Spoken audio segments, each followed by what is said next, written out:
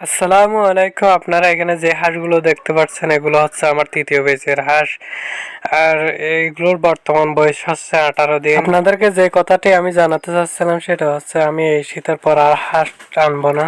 শীতের পর হাঁস না আনার কারণ হচ্ছে শীতের সময় হাঁসের চাহিদা থাকে আর শীত চলে গেলে এগুলো কোনো চাহিদা থাকে না। এছাড়া এই শীতের সময় যারা পেকিং স্টার তারা হাঁসগুলো পালন করছে অনেকে বিক্রি করতে পারে নাই, অনেকে আমাকে মেসেজ পর্যন্ত করছে ভাই আমার অনেকগুলো 200 হাঁস আছে, 100 হাঁস আছে, আমি এগুলো বিক্রি করতে পারতেছি না, আপনি একটু দেখেন না। আপনারা যদি শীতের পরে পেকিং স্টার তেরা হাঁসগুলো পালন করতে চান তাহলে আগে দেখতে হবে আপনার এলাকায় চাহিদা আছে কিনা। চাহিদা থাকলে তাহলে করতে পারেন, আর চাহিদা না থাকলে শুধু শুধু করে লাভ নাই। এই হাঁসগুলো অতিরিক্ত খাবার খায় অন্য হাঁসের তুলনায়, সেটা আপনার যারা পালন করছে তারাই ভালো জানে। আপনাদেরকে আমি এটাই বলতে চাই শীতের পর আর হাঁস পালন না করে, মানে এই ধরনের হাঁস পালন না করে আগামী শীতের 1 মাস আগে এই পেকিং স্টার হাঁসগুলো আপনারা চাইলে পালন করতে পারেন, তখন লাভবান হতে পারবেন। চাহিদা না থাকলে এই ধরনের হাঁস পালন করে কোনো লাভ নাই।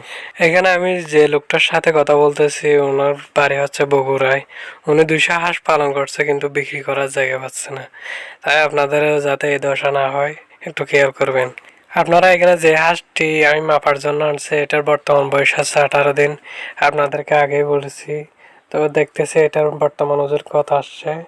আলহামদুলিল্লাহ প্রায় 1 কেজি 350 গ্রাম মতো ওজন আসছে। সবাই আমাদের জন্য দোয়া করবেন। আসসালামু আলাইকুম।